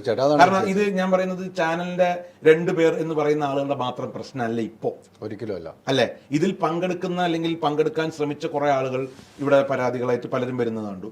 അതിൽ കാര്യമാത്ര പ്രസക്തമുള്ളതുണ്ട്, അല്ലാത്തതുമുണ്ട്. പക്ഷെ ഇതിൽ മത്സരിച്ച ആളുകളുണ്ടല്ലോ, നിങ്ങൾ സെലക്ട് ചെയ്യാൻ ശ്രമിച്ച് പരാജയപ്പെട്ട ആളുകളുടെ പരാതിയേക്കാൾ ഇതിൽ ഏറ്റവും കൂടുതൽ എന്താ പറയാ ബാധിക്കപ്പെടുന്നത് ഇതിൽ മത്സരിച്ച സ്ത്രീകളാണ്. അതെ, ഞാൻ മനസ്സിലാക്കുന്നത്. അതിൽ സീസൺ 5 നമ്മൾ വിട്ടു. കാരണം പുള്ളി സീസൺ 5 സേഫ് ആക്കി. അതിൽ പുള്ളിയുടെ ടാർഗറ്റ് സീസൺ 5 ആളാണോ 4 ആളാണോ 3 ആളാണോ നമുക്കറിയില്ല. പക്ഷേ പുള്ളി കയറി അങ്ങോട്ട് പുള്ളിയുടെ മഹത് വചനത്തിൽ പുള്ളി 5 അങ്ങോട്ട് ഒഴിവാക്കി. ഇനിയിപ്പോൾ 6, ഇതിലിപ്പോൾ ഒരു ഏത് പെൺകുട്ടിയെങ്കിലും ഇതിൽ വിന്നറായാൽ ഈ 6ാമത്തെ സീസണിൽ നമ്മൾ തന്നെ ഞാനോ ഇതൊക്കെ പറയില്ല, ഇവിടെ ഒരു വെട്ടുകിളി കൂട്ടമുണ്ടല്ലോ കാര്യമായിട്ട്, അല്ലെ? എല്ലാത്തിന്റെ താഴെയും വന്ന് കമന്റ് ചെയ്യാൻ മുഖമില്ലാത്തവരുണ്ട്, മുഖമുള്ളവരുണ്ട് ഇഷ്ടം പോലെ. ഇവരൊക്കെ എന്താണ് ഈ 6ാമത്തെ സീസണിൽ ഒരു പെണ്ണാണ് വിജയിയെങ്കിൽ ആ പെൺകുട്ടി നേരിടാൻ പോകുന്ന സൈബർ ബുള്ളിങ്, അതാരോ ആയിക്കോട്ടെ. ഇപ്പൊ ഞാൻ കേട്ടിടത്തോളം ജാസ്മിൻ എന്ന് പറഞ്ഞ കുട്ടിയുണ്ട്, പിന്നെ ആരാണ് മറ്റേ അൻസിബയുണ്ട്, പിന്നെ കുറെ സ്ത്രീകളല്ല, ആണുങ്ങളെ പേര് എനിക്ക് എല്ലാവരും അറിയില്ല. അവരിൽ ആരെങ്കിലും ഒരാൾ വിന്നറായാൽ എന്തായിരിക്കും പറയുക? അഖിൽമാരായ സ്റ്റേറ്റ്മെന്റിൽ ഏറ്റവും വലിയ വൾണറബിലിറ്റി എന്താണെന്ന് നിങ്ങൾക്ക് മനസ്സിലായോ? അദ്ദേഹം താങ്കളുടെ, അതായത് ഹൈദർക്കയുടെ ഇന്റർവ്യൂവിൽ പറഞ്ഞുകൊണ്ടിരുന്നത് വോട്ടിങ്ങിലൊക്കെ ഇതിൽ ഭയങ്കര പ്രശ്നങ്ങളുണ്ട്. പക്ഷേ ഹൈദർക്ക തിരിച്ചു ചോദിച്ചപ്പോൾ നിങ്ങൾ വിന്നറായത് ആ ഫിനാലയിലെ വോട്ടിംഗ് മാത്രം ഓഡിറ്റ് ചെയ്യപ്പെട്ടു, ബാക്കി വോട്ടിംഗ് ഒക്കെ പുള്ളിക്ക് എതിരായിരുന്നു, അല്ലെങ്കിൽ പുള്ളിക്ക് വോട്ട് വന്നപ്പോൾ പുള്ളിനെ മറച്ച്. ഞാൻ ചോദിക്കുന്നത്, നിങ്ങൾ എന്താണ് ഈ ഷോനെ കുറിച്ച് മനസ്സിലാക്കിയിരിക്കുന്നത്? ഇതൊരു വലിയ കോർപ്പറേറ്റ് കമ്പനി മില്യൺസ് ചിലവാക്കി നടത്തുന്ന ഷോവാണ്. ഞാൻ വിശ്വസിക്കുന്നുണ്ടാവാം എന്ത്, നിങ്ങൾ ഒരാൾ കണ്ടന്റ് കൊടുക്കുന്ന ആൾ കൂട്ടിയും കുറച്ചുമൊക്കെ ചില സമയത്ത് മാറ്റങ്ങളും വോട്ടിങ്ങിൽ വ്യത്യാസം ഉണ്ടാവും. അഖിൽമാരാര് വിന്നർ ആയിരുന്നില്ലെങ്കിൽ എന്തായിരിക്കും ഇവിടുത്തെ അവസ്ഥ നിങ്ങൾ ആലോചിച്ചാൽ മതി. പുള്ളി എന്താണ് പറയാൻ പോകുന്നത്? പുള്ളി വിന്നർ ആയതുകൊണ്ടാണ് പുള്ളി നിങ്ങളുടെ ഇന്റർവ്യൂവിൽ ആ ഭാഗത്ത് പുള്ളി 2 കാലം അപ്പുറത്ത് ചവിട്ടിയത്. കാരണം വോട്ടിംഗ് മോശമെന്ന് പറഞ്ഞാൽ പുള്ളിക്കല്ലേ ബാധിക്കുക. മറ്റേ വോട്ടിംഗ് ചെയ്യുന്നുണ്ടെന്നാണ് പറഞ്ഞത്. പുള്ളി പറഞ്ഞത്, അതായത് കുറെ വീക്കിലെ വോട്ടിങ്ങിലൊക്കെ കള്ളത്തരം കാണിക്കാം, ഫിനാലിൽ പറ്റില്ല, അത് ഓഡിറ്റ് ചെയ്തു. എന്റെ പൊന്നു ഹൈദർക്ക, വലിയ വലിയ ഏജൻസികളാണ് ഇതിന്റെ ഓഡിറ്റിന് വരുന്നത്. ഞാൻ അവിടെ നിന്ന ആളാണ്. ഞാനവിടെ ഏതാണ്ട് 76 ദിവസമാണ് ഞങ്ങൾ അന്നത്താണ് അത് ആ ഷോ ക്യാൻസൽ ആയി പോകുന്നത്. അവിടെ നിന്ന ആളാണ് ഞാൻ. നമുക്ക് മനസ്സിലാവും ഒരു മത്സരാർത്ഥി പുറത്ത് പോകുമ്പോൾ എങ്ങനെയാണ്, നമുക്ക് അയാളുടെ വീക്ക് പ്രകടനം കണ്ടറിയും. പക്ഷെ ചിലപ്പോൾ അയാൾക്ക് പുറത്ത് ഭയങ്കര പോട്ടായിരിക്കും. ഇപ്പം ഞാൻ പറഞ്ഞത് അഖിൽമാരായ ഓരോ സ്റ്റേറ്റ്മെന്റും ഓരോ തരത്തിൽ ഇഴകീറി പരിശോധിക്കൊന്നും വേണ്ട. അദ്ദേഹത്തിന് ഇഷ്ടപ്പെടുന്ന ആളുകളും ഇപ്പോൾ ഭയങ്കരമായിട്ട് അദ്ദേഹത്തെ സപ്പോർട്ട് ചെയ്യുന്ന ആളുകളും അദ്ദേഹത്തിന് അനുകൂലം പറയും. പക്ഷെ ഞാൻ അദ്ദേഹം പറഞ്ഞ ആ ഒരു വിവാദത്തിനോടല്ല എൻ്റെ പ്രതികൂല നിലപാട്. അദ്ദേഹം പറഞ്ഞ വിവാദത്തിന് ശേഷം അദ്ദേഹം ആ വിവാദത്തിനെ മറയ്ക്കാൻ നോക്കുന്നതിൽ, അതായത് മാനിപ്പുലേറ്റ് ചെയ്യാൻ നോക്കുന്നതിൽ ആണ് സംഭവം. പുള്ളി ഇടയ്ക്കിടയ്ക്ക് പറയുന്നുണ്ട് 5th സീസൺ ഭയങ്കര റിപ്പീറ്റ് വാല്യൂ. ആരാ പുള്ളിയോട് പറഞ്ഞു? ഏഷ്യാനെറ്റിന്റെ ആളുകളോട് ചോദിച്ചാൽ അവർ പറഞ്ഞുതരും. അവരൊരിക്കലും അവരുടെ ഒരു ഷോന് റേറ്റിംഗ് താഴെയെന്ന് പറയില്ല. പക്ഷെ പബ്ലിക് എന്താ പറഞ്ഞിരുന്നെന്ന്? സീസൺ 4 ആണ് ഇതുവരെ നടന്ന ബിഗ് ബോസുകളിൽ ഏറ്റവും കൂടുതൽ ആളുകൾ ഇമ്പാക്റ്റ് ഉണ്ടാക്കിയത്. ഞാൻ മത്സരിച്ച സീസൺ ആയതുകൊണ്ടല്ല സീസൺ 2ഉം നല്ലത്, സീസൺ 1ഉം എല്ലാം നല്ലതായിരുന്നു, മോശം നല്ല പറഞ്ഞത്. പക്ഷെ പുള്ളി പറയുന്ന കേട്ടാ 5 ആണ് ബിഗ് ബോസ്, ബാക്കിയെല്ലാം നമ്മുടെ താഴെയാണ്, നമ്മൾ തമ്പുറാൻ, ബാക്കിയുള്ളവർ അടിയൻ. ആ പരിപാടി നടക്കൂല. അതാണ് ഇവിടെ വന്നിരിക്കാൻ കാരണം. ആ രീതിയാണ് അഖിൽമാരാർ. ഒരു സംശയമുണ്ട്, അങ്ങനെ തന്നെയാണ്. പക്ഷെ അവിടെ അഖിൽമാരാർ പറഞ്ഞ മറ്റൊരു പ്രധാനപ്പെട്ട കാര്യം, പൈസ കൊടുത്ത് സ്വാധീനിക്കുന്നു അല്ലേ? മത്സരാർത്ഥികൾ പൈസ കൊടുത്ത് സ്വാധീനിക്കുന്നു. രഘുവിന് തരുന്ന പൈസ അല്ല എനിക്ക് തരുന്നത്. ചിലപ്പം രഘു വലിയ രീതിയിൽ ഒരു ആർജയായിരിക്കാം. ഞാൻ പറയണമെന്ന് വിചാരിച്ച കേസ് ഹൈദർക്കയുടെ ചോദ്യത്തിന് മുമ്പ് അദ്ദേഹത്തിന്റെ സ്റ്റേറ്റ്മെന്റുകൾ പഠിച്ച് അത് കേട്ടിട്ടാണല്ലോ ഞാൻ പ്രതികരിക്കുന്നത്. പുള്ളി പറഞ്ഞ പ്രധാനപ്പെട്ട കാര്യം എന്തായിരുന്നു? അതായത് പുള്ളി ഒരു ഡയറക്ടറാണ്, ഒരുപാട് ചാനൽ ചർച്ചയിൽ പങ്കെടുത്തിട്ടുണ്ട്. പുള്ളി ബിഗ് ബോസ് ഹൗസിന്റെ ഉള്ളിൽ പോയപ്പോൾ പുള്ളിക്ക് കൊടുത്ത ശമ്പളമല്ല, പുള്ളിയുടെ അത്ര പോപ്പുലർ അല്ലാത്ത ഒരാൾ. എങ്ങനെയാണ് പോപ്പുലാരിറ്റി നിശ്ചയിക്കപ്പെടുന്നത്? ഒരു സീരിയൽ ആർട്ടിസ്റ്റ് ബിഗ് ബോസിലേക്ക് വരുമ്പോൾ അവരുടെ ദൈനംദിന വേതനവുമായി ബന്ധപ്പെട്ട ഒരു കണക്ക് അവർക്കുണ്ടാവും. അതിനേക്കാൾ ഒരു 2 ഇരട്ടി കൊടുക്കും. കാരണം ഇവർക്കറിയത് സൈബർ ബുള്ളിങ് ഒക്കെ വരുന്നതാണ്, ഇവർ കുറേ ദിവസം വീടും കാര്യങ്ങളൊക്കെ മാറി നിൽക്കുന്നതാണ്. ഓരോ ആൾക്ക് ഓരോ റേറ്റ് ഉണ്ട് ഹൈദർക്ക. എനിക്ക് അഖിൽമാരാർ എന്ന് പറഞ്ഞ വ്യക്തിയെ അറിയുന്നത് ബിഗ് ബോസിൽ വന്നപ്പോഴാണ്. ഞാൻ RJ രഘു എന്ന് പറഞ്ഞ എന്നെ ഇവിടുത്തെ പബ്ലിക്കിന് അറിയുന്നത് ബിഗ് ബോസിൽ വന്നപ്പോഴാണ്. ഞാൻ 15 വർഷം കേരളത്തിലെ സുപ്രധാനമായ റേഡിയോ ബ്രാൻഡിൽ വർക്ക് ചെയ്ത ആളാണ്. എനിക്ക് പറഞ്ഞൂടെ, എനിക്ക് പറഞ്ഞ ശമ്പളത്തിനേക്കാൾ കൂടുതലാണ് ഫുക്രു വാങ്ങിച്ചതെന്ന്, എന്നേക്കാൾ കൂടുതൽ ശമ്പളമാണ് ആര് വാങ്ങിച്ചതെന്ന്.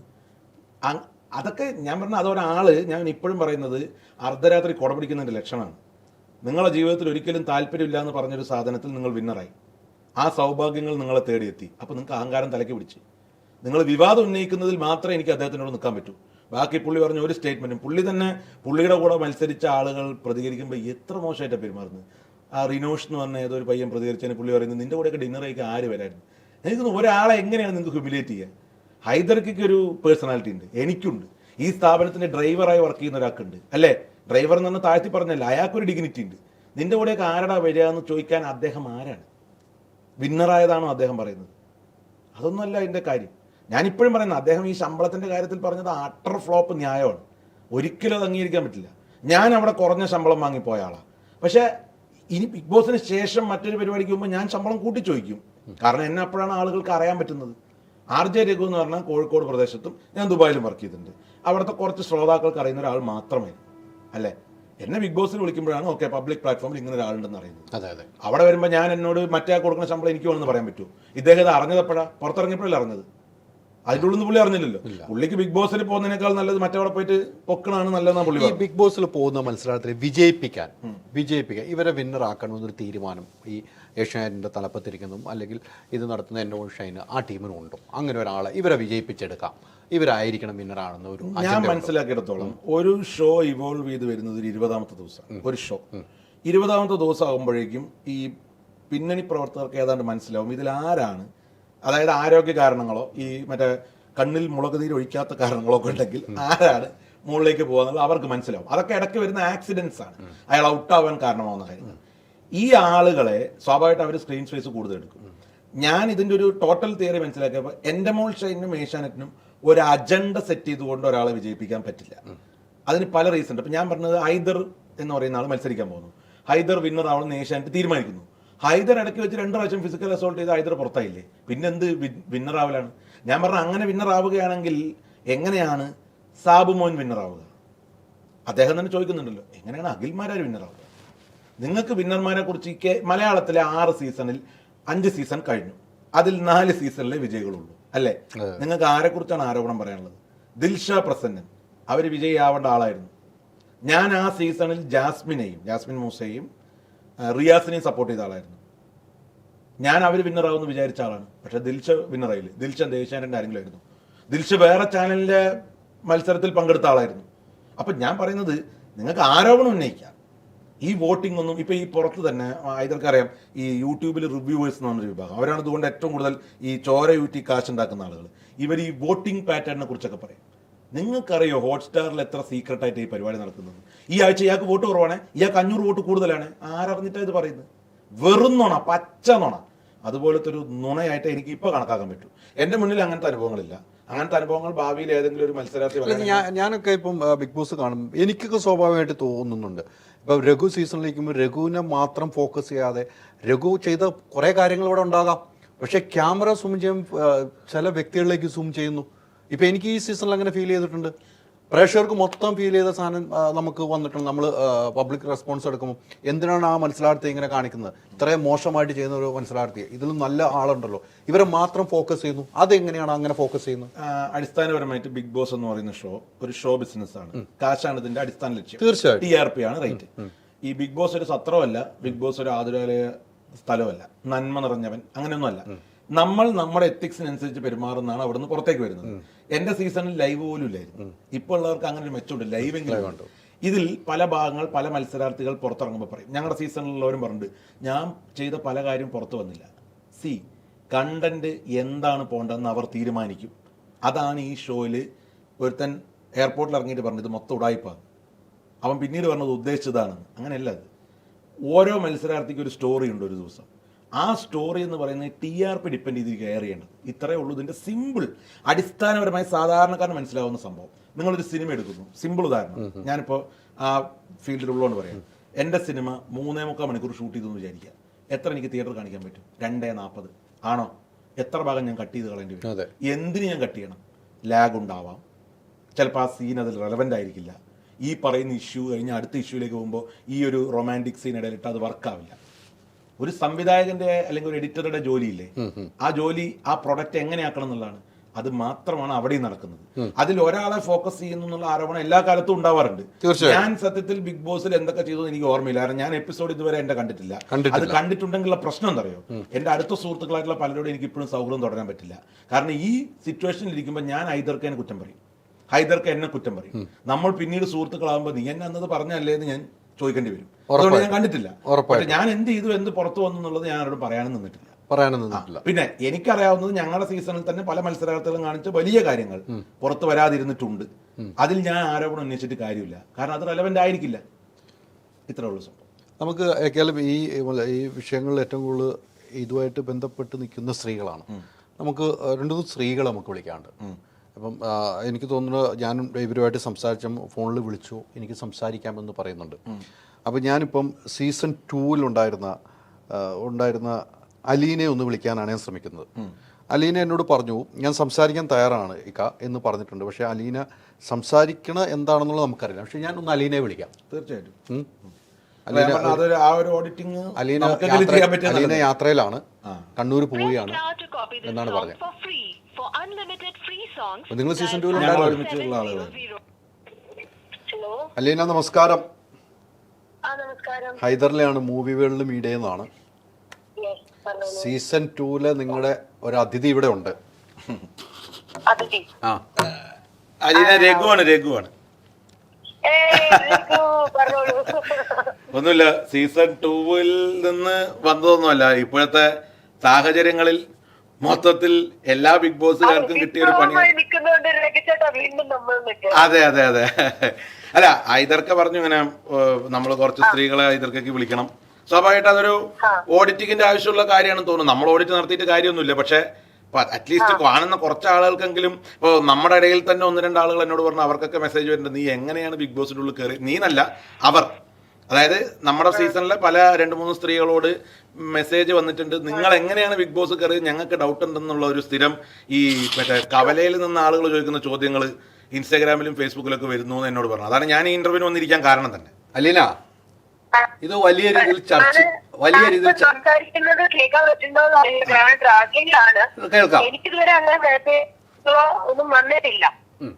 ഒരു പക്ഷേ ഞാൻ വർഷങ്ങളായിട്ട് അവിടെ ഹോസ്റ്റ് ചെയ്ത് ഏഷ്യാനെറ്റിലൂടെ വളർന്നു വന്ന ഒരു കുട്ടി ആയതുകൊണ്ടായിരിക്കാം, അല്ലെങ്കിൽ എന്നെ ഒരുപക്ഷെ ആൾക്കാർക്ക് അറിയാവുന്നതുകൊണ്ടായിരിക്കാം എനിക്കിതുവരെ അങ്ങനത്തെ രീതിയിലൊരു മെസ്സേജ് വന്നിട്ടില്ല. പിന്നെ ഇൻ കേസിൽ അങ്ങനെ ഒരു മെസ്സേജ് വന്നാലും നമുക്ക് അതിനനുസരിച്ച് റിപ്ലൈ പറയാനും അറിയാമല്ലോ. തീർച്ചയായും നമുക്ക് ഇപ്പൊ വരുന്നുണ്ടെങ്കിൽ ഇപ്പം എനിക്ക് തോന്നുന്നു ഇപ്പൊ റീസെന്റ് മറ്റൊരു കണ്ടസ്റ്റന്റ് ഒരു ലൈവ് പോയതിന്റെ പേരിലായിരിക്കാം വീണ്ടും എല്ലാവർക്കും ഇതുപോലെ ഒന്നും കൂടെ ഒരു എന്താ പറയുന്നേ പഴയ സീസണിലെ ആൾക്കാരും ഒക്കെ വന്ന് സംസാരിക്കാൻ ഒരു ഇട വന്നത്. ഒരു എക്സ് കണ്ടസ്റ്റന്റ് അല്ലെങ്കിൽ ഒരു വിന്നർ, ബിഗ് ബോസിന്റെ ഒരു വിന്നർ വന്നിട്ട് ഒരു പേരിലായിരിക്കാം. തീർച്ചയായിട്ടും. അല്ലെങ്കിൽ ഇതിനകത്ത് ഏറ്റവും വലിയ വിഷയം എന്ന് വെച്ചാൽ അദ്ദേഹം പറയുന്നത് സീസൺ 5 പെൺകുട്ടികൾക്കല്ല ഈ വിഷയം ഉണ്ടായിരിക്കുന്നത്, മറ്റ് സീസണിലുള്ള പെൺകുട്ടികൾക്ക് വിഷയമുണ്ടായിട്ടുണ്ട്. അപ്പൊ അലീനയൊക്കെ ഒരു സീസണിൽ വർക്ക് ചെയ്താണ്. അല്ല, ഞാനൊരു കാര്യം പറയട്ടെ. ഒന്നാമത് ഞാൻ ഈ ലൈവ് ഫുൾ അപ്ഡേറ്റഡ് ആയിട്ട് കാണിച്ചില്ല. കാരണം ഇപ്പോൾ നമ്മുടെ സീസൺ 2 കഴിഞ്ഞു കഴിഞ്ഞാൽ അതൊരു 3-4 മാസം ഉണ്ടാകുന്ന ഒരു ചർച്ചയുള്ളൂ. അത് കഴിഞ്ഞാൽ പുതിയ സീസൺ വന്നു കഴിയുമ്പോഴത്തേക്ക് പിന്നെ എല്ലാവരും ഈ കാണില്ല എന്ന് പറയുന്നവരും അല്ലെങ്കിൽ ഇനി വോട്ട് ചെയ്യില്ല എന്ന് പറയുന്നവരും ഉൾപ്പെടെ ആൾക്കാർ, ഈ പറയുന്ന ഞാൻ ഉൾപ്പെടെ ആൾക്കാർ വീണ്ടും അടുത്ത സീസൺ വരുമ്പോൾ അതിലേക്ക് കയറി പിന്നെ അതിനെ പറ്റിയായിരിക്കും സംസാരവും കാര്യങ്ങളൊക്കെ ആയിട്ട് പോവാറുള്ളത്. അപ്പൊ അങ്ങനെ നിൽക്കുന്ന സമയത്ത് ഇപ്പം ഈ പറയുന്ന മത്സരാർത്ഥി വന്ന് പറഞ്ഞ എന്താണെന്നുള്ളത് ഞാൻ ക്ലിയർ ആയിട്ട് കേട്ടിട്ടില്ല. പക്ഷെ പലരും പറഞ്ഞു ഈ പറയുന്ന പോലെ ഇൻസ്റ്റാ റീൽ ഇങ്ങനെ മാറ്റി പോയി കണ്ടത് വെച്ചിട്ടാണ് ഞാനും അറിഞ്ഞത്. അപ്പൊ ഞാനതൊരു വലിയ വിഷയമായിട്ട് എടുത്തില്ല. കാരണം എനിക്കറിയാം എന്നെ എങ്ങനെയാണ് ഏഷ്യാനെറ്റ് അല്ലെങ്കിൽ എന്റെ മോൾ ബിഗ് ബോസിലേക്ക് വിളിച്ചതെന്നുള്ളതും എന്റെ പാരന്റ്സിനെ വിളിച്ചു ചോദിച്ചു. പിന്നെ എന്റെ കൺസേൺ എടുത്തു. അത് കഴിഞ്ഞിട്ട് ഞാൻ പലിച്ച് കിടക്കുമായിരുന്നു. അപ്പൊ എന്റെ അടുത്ത് അവർ ഫോൺ കോൾ ഒരു എഗ്രിമെന്റ് സൈൻ ചെയ്യണം, അതോടൊപ്പം തന്നെ ഒരു ചെറിയൊരു ഇന്റർവ്യൂ, ഒരു ഫേസ് ടു ഫേസ് ഇന്റർവ്യൂ എന്ന് പറയുന്നു. ഞാൻ ഏഷ്യാനെറ്റിന്റെ സ്റ്റുഡിയോയിൽ ചെന്നിട്ട്, അതായത് ഒറ്റയ്ക്ക് എന്താ പറയുന്ന ഒരു ഹോട്ടലിലോ ഒരു ക്യാബിനിലോ ഒന്നും അല്ല പോകുന്നത്. ഒരു എന്റെ മോളുടെ ഒരു പിന്നെ മെയിൻ ആളും ഏഷ്യാനെറ്റിന്റെ മെയിൻ ആളും അല്ലാണ്ട് 2 പേരും വിത്ത് ക്യാമറ എന്നെ ഇന്റർവ്യൂവിന് എന്റെ അമ്മ ഉൾപ്പെടെയുള്ള പിന്നെ എന്റെ ഫാദറും ഉണ്ട് മദറും ഉണ്ട്. എന്റെ അമ്മയെ ഞാനും കൂടെ ഉള്ളിലേക്ക് വരുന്നു. അവരിരുന്നു. നമ്മൾ 4-5 പേര് ഒരുമിച്ചിരുന്ന് സംസാരിക്കുന്നു. എങ്ങനെയുണ്ട് എന്റെ പനിയും ചോദിക്കുന്നു. ബിഗ് ബോസ് എന്താണെന്ന് അറിയാമല്ലോ, അവിടെ കുറെ കാര്യങ്ങൾ നമുക്ക് ചെയ്യാനുണ്ട് എന്ന് പറ. അതായത് അവിടെ ചെന്ന് വഴക്കടിക്കണം, കണ്ടന്റ് ആണെന്നൊന്നും എന്നോട് പറഞ്ഞിട്ടില്ല. അതായത് 100 ദിവസം ഫോണോ ഇതൊന്നുമില്ല. എനിക്ക് ഷോയോ അപ്പം വേറെ ഷോയിൽ കമ്മിറ്റ് ചെയ്യാൻ പറ്റത്തില്ല. അങ്ങനെയായിരിക്കും ഈ 100 ദിവസം നിൽക്കുക, പറ്റോ ഇല്ലയോ. അപ്പൊ ഞാൻ ചോദിക്കുന്നത് എന്താണ് നിങ്ങളുടെ ഡീലിംഗ്. അപ്പൊ അവരെന്റെ അടുത്ത് റെമ്യൂണറേഷന്റെ കാര്യം പറയുന്നു. ഞാൻ പറയുന്നു ഓക്കെ ഇതാണ്. അതിന് പോലും നമ്മളൊരു തർക്കമോ നെഗോസിയേഷനോ ഒന്നും നടത്തിയിട്ടില്ല. ശരിയെന്ന് പറയുന്നു. അവർ പറയുന്നു ഒരു കൗൺസിലിംഗ് സെക്ഷൻ ഉണ്ട്. അത് ജസ്റ്റ് എല്ലാവർക്കും ഉള്ളൊരു അത് തന്നെയാണ്. പിന്നെ ഈ കാര്യം മറ്റൊരാളോട് പറയരുത്. അപ്പൊ ഇതൊക്കെ പറഞ്ഞിട്ടാണ് എന്നെ സീസൺ 2ലേക്ക് വിളിക്കുന്നത്. പിന്നെ ഞാൻ ആകെ പോകുന്നത് കൊച്ചിയിലെ ഇതേപോലെ തന്നെ ഇവരുടെ സ്റ്റുഡിയോയിൽ ചെല്ലുന്നു. ഒരു വലിയ എനിക്ക് തോന്നുന്നു രഘുചേട്ടനും അങ്ങനെ ഉണ്ടാവും കുറെ പേപ്പേഴ്സ് സൈൻ ചെയ്യാൻ. അപ്പൊ ഈ സൈൻ ചെയ്യുന്നത് നമ്മൾ നോക്കുന്നത് എന്താ, എഗ്രിമെന്റ് ആണ്. ഈ എഗ്രിമെന്റ് പറയുന്ന പോലെ നമ്മൾ ബിഗ് ബോസ് ഹൗസിന്റെ ഉള്ളിൽ പാലിച്ചില്ല എന്നുണ്ടെങ്കിൽ അത് ചിലപ്പോൾ പ്രശ്നമാവും. അപ്പൊ അത് ഗെയിമിന്റെ റൂളാണ് അതിൽ എഴുതിയിരിക്കുന്നത്. നമ്മൾ ആരെ പിന്നെ പേരെടുത്ത് എന്താ അവരുടെ ഫാമിലിനെ ഇൻവോൾവ് ചെയ്യിപ്പിക്കുക, റിലീജിയന്റെ കാര്യത്തിൽ വഴക്കടിക്കരുത്, അടിക്കരുത്, ചവിട്ടരുത്, തൊഴിക്കരുത്, അബ്യൂസീവ് വേർഡ് ഉപയോഗിക്കരുത്, ഇങ്ങനത്തെ കാര്യങ്ങൾ പറഞ്ഞിട്ടാണ് അവിടെ ഈ ഓഡിഷനിലാണോ ഇന്റർവ്യൂ ആണോ എന്താണ് പറയേണ്ടതെന്ന് എനിക്കറിയത്തില്ല. എന്നെ അത് മാത്രമേ ചെയ്തിട്ടുള്ളൂ. അതായത് പ്രോപ്പർ ആയിട്ട് ചാനലിലെ എല്ലാവരും ഹെഡ് ഉൾപ്പെടെ ഇരിക്കുന്നിടത്ത് വിളിക്കുന്നു. ക്യാമറ വിത്ത് ക്യാമറയാണ് ഇവരിതെല്ലാം ചെയ്തിട്ടുള്ളത്.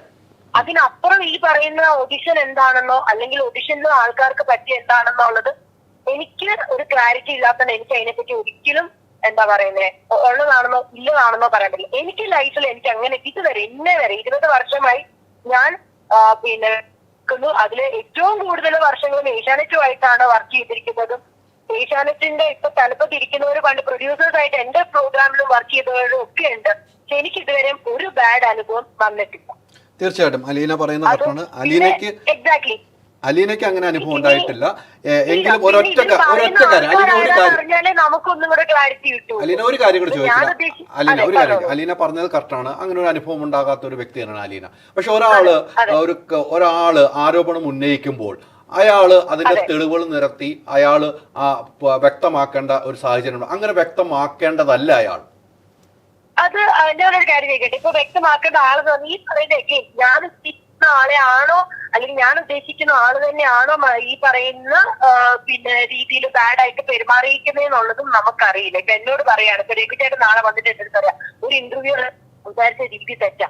ആ ഇന്റർവ്യൂ ആരാന്ന് പറഞ്ഞാലേ എനിക്കിത് ഉള്ളതാണോ അല്ലാത്തതാണോ എന്നൊക്കെ എനിക്കും പറയാൻ പറ്റുള്ളൂ. മനസ്സിലായില്ലേ? ഇപ്പൊ ഞാൻ എന്റെ മനസ്സിൽ കാണുന്ന ആൾക്കാരെ ആണോ ഈ പറയുന്ന അനുഭവപ്പെട്ട ആൾക്കാർ പറയുന്നതെന്നുള്ളതും എനിക്കറിയില്ല. അപ്പൊ അതാരാണെന്നുള്ളത് പറഞ്ഞാലേ നമുക്ക് വീണ്ടും അപ്പൊ നമുക്ക് ചിലപ്പോ നമ്മൾ റീകളക്ട് ചെയ്ത് നോക്കും. ഇനി എപ്പോഴെങ്കിലും എന്തെങ്കിലും ഒരു സാഹചര്യത്തിൽ ഞാൻ എപ്പോഴെങ്കിലും പുള്ളിക്കാരൻ വേറൊരു ആളുടെ അടുത്ത് ബിഹേവ് ചെയ്യുന്നത് കണ്ടിട്ടുണ്ടോ, അല്ലെങ്കിൽ എന്റെ ശ്രദ്ധയിൽ പുള്ളിക്കാരൻ എന്റെ അടുത്ത് എപ്പോഴെങ്കിലും അങ്ങനെ ഒരു നോട്ടത്തിൽ എന്തെങ്കിലും ചെയ്തിട്ടുണ്ടോ എങ്കിലേ നമ്മളത് റീകളക്ട് ചെയ്യുള്ളൂ. ഇപ്പൊ ആസ് ഓഫ് നൗ ഇപ്പൊ നമ്മൾ ചിന്തിക്കുമ്പോ ഇത് ആരെന്താന്നറിയില്ല. പക്ഷെ പൊതുവെ അങ്ങനെ ഇപ്പൊ പറയുമ്പോൾ ഞാൻ വിചാരിച്ചിരുന്ന സീസൺ 5ന്റെ കാര്യമാണ് പറഞ്ഞുകൊണ്ടിരിക്കുന്നത്, അല്ലെങ്കിൽ സീസൺ 6 നടക്കുന്ന കാര്യമായിരിക്കും എന്നായിരുന്നു ഞാനും വിചാരിച്ചുകൊണ്ടിരുന്നത്. ഇപ്പൊ ഒരു ടോക്ക് ആയപ്പോഴാണ് അറിയുന്നത് എല്ലാരെയും എഫക്ട് ചെയ്യുന്നു, അല്ലെങ്കിൽ ഈ പറയുന്ന പോലെ പല സീസണിൽ കഴിഞ്ഞു പോയ സീസണിലുള്ളവർക്കും മെസ്സേജസും കാര്യങ്ങളും വരുന്നു എന്നുള്ളത്. തീർച്ചയായിട്ടും. അപ്പൊ അലീന എന്തായാലും അലീനയുടെ പ്രതികരണം നമുക്ക് ലഭിച്ചതിൽ ഒത്തിരി സന്തോഷമുണ്ട്. യാത്രയിലാണ്, കണ്ണൂർ പോവുകയാണെന്ന് എനിക്കറിയാം. അലീന പറയുന്ന വാക്കുകൾ കറക്റ്റ് ആണ്. അലീനയെ ബാധിച്ചിട്ടില്ല. ഞാൻ പറഞ്ഞുതരാം. ഞാൻ ഒരിക്കലും ആരെയും സപ്പോർട്ട് ചെയ്തോ നിൽക്കുമല്ല. കേസ് അങ്ങനെ ആർക്കെങ്കിലും എന്തെങ്കിലും രീതിയിലുള്ള അനുഭവങ്ങളോ കാര്യങ്ങളോ വന്നിട്ടുണ്ടെങ്കിൽ അത് എടുത്ത് തന്നെ വരണം. കാരണം ഞാനും ഇതേ ഫീൽഡിൽ വർക്ക് ചെയ്ത ഒരാളാണ്.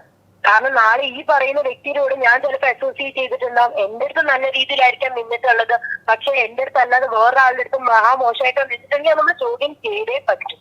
തീർച്ചയായിട്ടും. അപ്പൊ ആരാണെങ്കിലും നമ്മൾ ചോദ്യം ചെയ്തേ പറ്റുള്ളൂ. എനിക്ക് തോന്നുന്നില്ല, ഇപ്പോഴും ഞാൻ വിശ്വസിക്കുന്നത് എന്താ വെച്ചാല് എന്താണെന്നുള്ളത് ക്ലാരിറ്റിയിൽ വന്നാൽ മാത്രമേ നമുക്കത് മുന്നോട്ടേക്ക് നല്ല രീതിയിൽ പോകും. അല്ലാത്തടത്തോളം കാലം ഇങ്ങനെ കിടന്ന് പുകയുന്നല്ലാതെ എനിക്കൊന്ന് രക്ഷയായിട്ടും അത് തന്നെ ആയിരിക്കും പറയാം. കാരണം ഇങ്ങനെ കിടന്ന് പുകയുന്നതല്ലാണ്ട് എന്താണെന്നുള്ളത് നമുക്ക് ഇതുവരെ മനസ്സിലായിട്ടില്ല. തീർച്ചയായിട്ടും ഇതിനൊരു ക്ലാരിറ്റി ഉണ്ടാകട്ടെ എന്ന് നമുക്ക് കാത്തിരുന്ന് കാണാം. ഒത്തിരി ഈ സമയത്ത് പ്രതികരിച്ചാൽ ഒത്തിരി നന്ദി അലീന. ഒരുപാട് സന്തോഷം. Thank you. ഓക്കെ ഇതാണ് താങ്ക് യു. ഇതിലേക്ക് പറയാനുള്ള അല്ല, ഇത് എന്താ സംഭവം എന്ന് വെച്ചാല് ഞാൻ മനസ്സിലാക്കുന്നിടത്തോളം അലീനയൊക്കെ ശരിക്കും ഇതൊക്കെ വിളിച്ചത് വളരെ നല്ല കാര്യമാണ്. കാരണം ഇവരൊക്കെ എത്രയോ വർഷങ്ങളായിട്ട് ഇപ്പൊ ഞാൻ അലീനയൊക്കെ മുന്നേ കാണുന്നത് ഏഷ്യാന്റെ പരിപാടിയിലാണ്.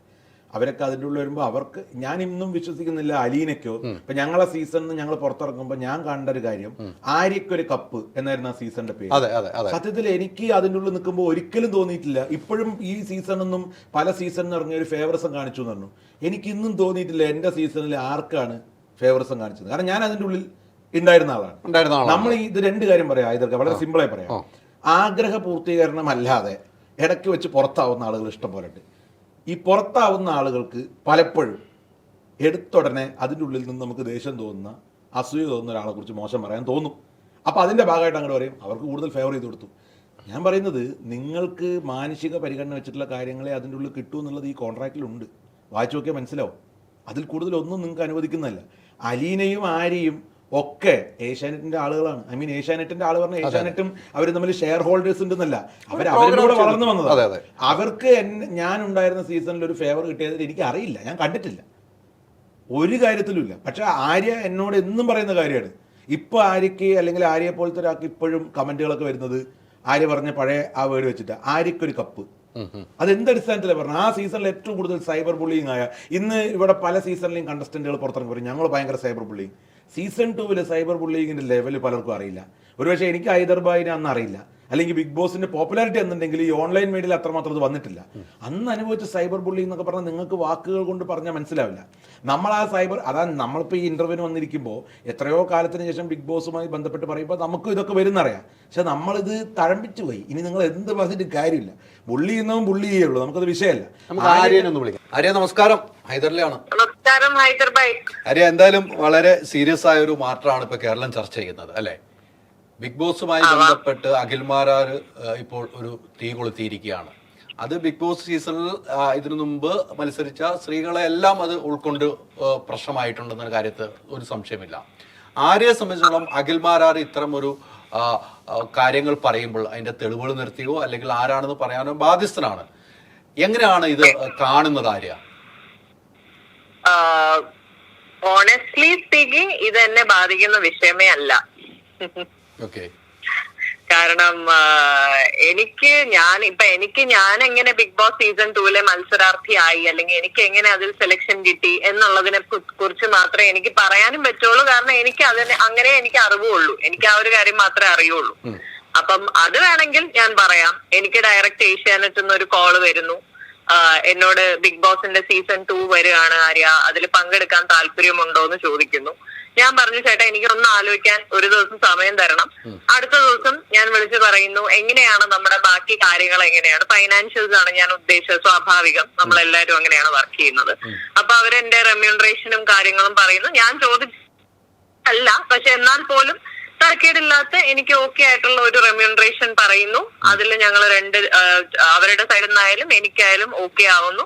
പിന്നെ ഒരു 3 റൗണ്ട് ഇന്റർവ്യൂ, എന്റെ മോൾ ഷൈൻ ടീമും ഏഷ്യാനെറ്റും കൂടിയിട്ടുള്ള ഒരു ഇന്റർവ്യൂ ഒരു റൗണ്ട്, പിന്നെ ഒരു സൈക്കോളജിസ്റ്റുമായിട്ടുള്ള ഒരു ഇന്റർവ്യൂ സെക്കൻഡ് റൗണ്ട്, 3ാമത്തെ റൗണ്ട് ഇതുപോലെ ഒരു എല്ലാരും കൂടിയിട്ടുള്ള ഒരു ജനറൽ ഇന്റർവ്യൂ. ആ 3ാമത്തെ ഇന്റർവ്യൂവിന് ഞാൻ പോകുന്ന ദിവസം എനിക്ക് കൺഫർമേഷൻ കിട്ടുന്നു, എഗ്രിമെന്റ് ഞാൻ സൈൻ ചെയ്യുന്നു. അങ്ങനെ ഞാൻ ബിഗ് ബോസ് സീസൺ 2 ഭാഗമാകുന്നു. ഇങ്ങനെയാണ് ഞാൻ ആ ഷോയിൽ പങ്കെടുത്തിരിക്കുന്നത്. തീർച്ചയായിട്ടും ആര്യ പങ്കെടുത്ത് അങ്ങനെയാണ്. എന്റെ ഒരു ചോദ്യം ഇത്ര മാത്രമേ ഉള്ളൂ. ഇത്തരം ഒരു ആരോപണം ഉന്നയിക്കുന്ന ഒരു വ്യക്തി അത് മറ്റു സ്ത്രീകളെയൊക്കെ ബാധിക്കുന്നു. ഇപ്പൊ ആര്യയുടെ കാര്യം കൃത്യമായിട്ട് ആര്യ പറഞ്ഞു, ആര്യക്ക് സെലക്ഷൻ കിട്ടിയത് ഇങ്ങനെയാണ് എന്ന് പറഞ്ഞു. പക്ഷെ ഇങ്ങനെ ഒരു ആരോപണം ഉന്നയിക്കുമ്പോൾ സ്ത്രീകൾ ഇപ്പം ഈ ബിഗ് ബോസിൽ ഉള്ളിൽ കയറിയത് മാത്രമല്ല, ഇതിന്റെ പിന്നിൽ പ്രവർത്തിക്കുന്ന സ്ത്രീകളുമുണ്ട്. ഇവരുടെ വീട്ടുകാർക്ക് ഒരു സംശയത്തിനുമില്ല, എന്റെ മോൾ ഇങ്ങനെയാണോ, എന്ത് സംഭവിച്ചെന്നൊരു സംശയത്തിന്റെ മുന്നിലേക്ക് നിർത്തിയിരിക്കുകയാണ് ഒരു മത്സരത്തിൽ വിജയിച്ച ഒരു വ്യക്തി. അത് ഒരു ശരിയായ നടപടിയായിട്ട് ആര്യക്ക് തോന്നുന്നുണ്ടോ അങ്ങനെ പറയുന്നത്? ഇപ്പൊ അങ്ങനെ ഒരു അയാൾ സ്റ്റേറ്റ്മെന്റ് പ്രസ്താവന നടത്തിയിട്ടുണ്ടെങ്കിൽ അതിനെ ഒപ്പോസ് ചെയ്ത് സംസാരിക്കേണ്ടത് ഈ പറയുന്ന അദ്ദേഹം. എനിക്കറിയില്ല, അദ്ദേഹം പറയുന്നു അദ്ദേഹത്തോട് സംസാരിച്ചിട്ടുള്ള പെൺകുട്ടികളുണ്ട് അല്ലേ? അദ്ദേഹം അത് ഞാൻ കണ്ടായിരുന്നു, ഹൈദരാബാദിന്റെ ഇന്റർവ്യൂ ഞാൻ കണ്ടായിരുന്നു.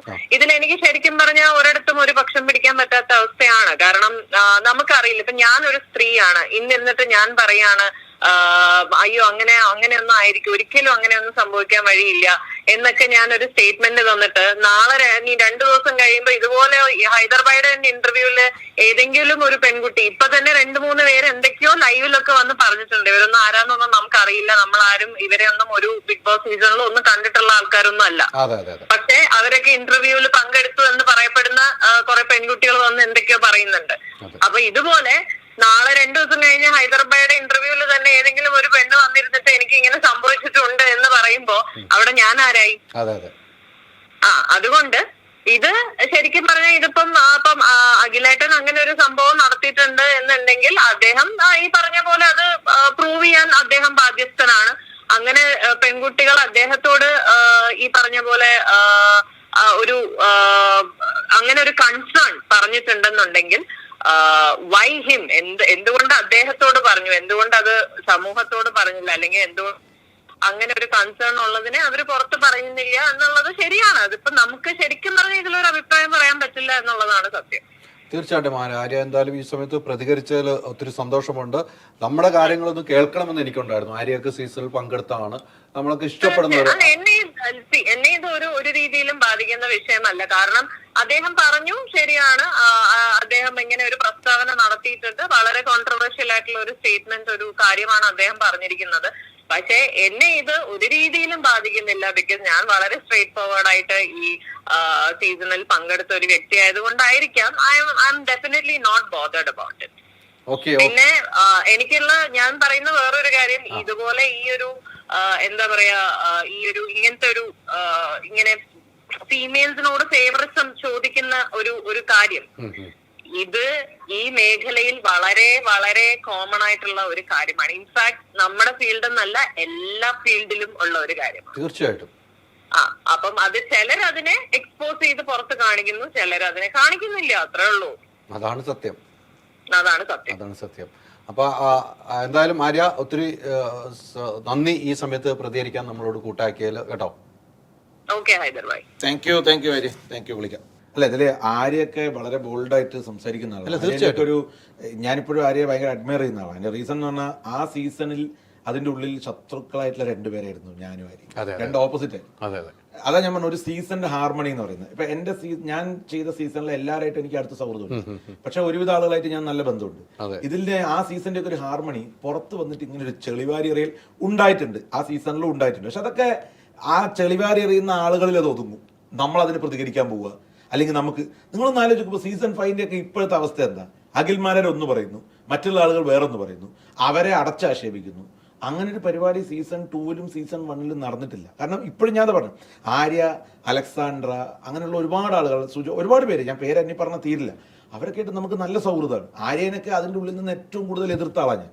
ആര്യ ഒരു പക്ഷേ എന്നെ എതിർത്തിട്ടുണ്ട്, പക്ഷെ പുറത്തിറങ്ങിയ ശേഷമാണ് മനുഷ്യന്മാർ തമ്മിൽ മനസ്സിലാക്കുന്നത് സൗഹൃദത്തിന്റെ ഒരു ലെവല്. അതാ ഞാൻ പറഞ്ഞു. നിങ്ങളൊന്ന് ആലോചിക്കുമ്പോൾ സീസൺ 5 ഒക്കെ ഇപ്പോഴത്തെ അവസ്ഥ എന്താ? അഖിൽമാരൻ ഒന്ന് പറയുന്നു, മറ്റുള്ള ആളുകൾ വേറൊന്ന് പറയുന്നു. ഈ നാട്ടിൽ ഇഷ്ടം പോലെ ഇതുപോലെ കാര്യങ്ങൾ നടക്കുന്നുണ്ട്. ഏത് മാധ്യമങ്ങളാണ് പ്രതിയുടെ പേര് റിപ്പോർട്ട് ചെയ്യാത്തത്? അഖിൽ അറ്റ്ലീസ്റ്റ് ഈ സ്വമേധയാ കേസെടുക്കാനുള്ള ഒരു ഇനിഷ്യേറ്റീവ് അഖിലിനെടുത്തൂടെ?